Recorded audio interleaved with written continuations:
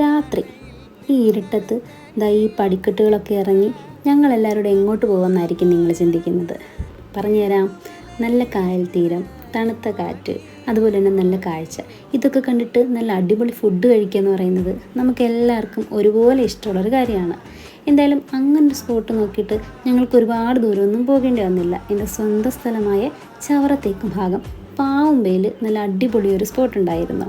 ശരിക്കും ഒരു കട എന്നൊന്നും നമുക്ക് പറയാൻ പറ്റില്ല. ഒരു വീടിനോട് ചേർന്ന് ഒരു പാവ മനുഷ്യൻ നടത്തുന്ന ഒരു കുഞ്ഞു കട. നമ്മൾ നേരെ ചെന്ന് അകത്തോട്ടൊക്കെ ഇരിക്കുകയെന്ന് പറഞ്ഞെങ്കിൽ നമ്മൾ ആ വീടിൻ്റെ തിണ്ണയിലൊക്കെ ആയിട്ടാണ് ഇരുന്നത്.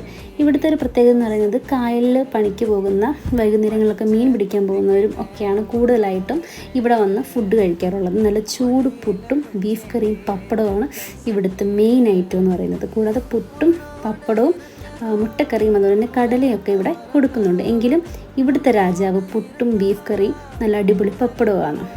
നല്ല ചൂട് പറഞ്ഞ പുട്ടും അതുപോലെ നല്ല ചൂട് ബീഫ് കറിയും അതിലേക്ക് പപ്പടവും കൂടെ ഞെവിടി ഒരു ഉരുള. എൻ്റെ പൊന്നേ, നല്ല അടിപൊളി ടേസ്റ്റായിരുന്നു. ഒപ്പം ഇവിടുത്തെ മാമൻ നമ്മളൊരാളെ പോലെ നമ്മുടെ കൂടെ നിന്ന് വർത്താനം പറയും, കാര്യങ്ങളൊക്കെ ചോദിക്കുകയും ഒക്കെ ചെയ്യുന്നത് നമുക്ക് വലിയൊരു സന്തോഷം നൽകിയൊരു കാര്യമാണ്. എല്ലാവർക്കും നല്ല അഭിപ്രായമായിരുന്നു. ഞങ്ങൾക്ക് എല്ലാവർക്കും ഒരുപാട് ഇഷ്ടപ്പെട്ട നല്ല അടിപൊളി ഫുഡായിരുന്നു.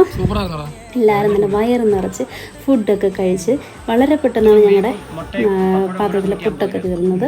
പുട്ടും മുട്ടയും കടലയും കൂടെ ആണെങ്കിൽ 120, പുട്ടും മുട്ടയും പപ്പടം കൂടെ ആണെങ്കിൽ 80 രൂപ.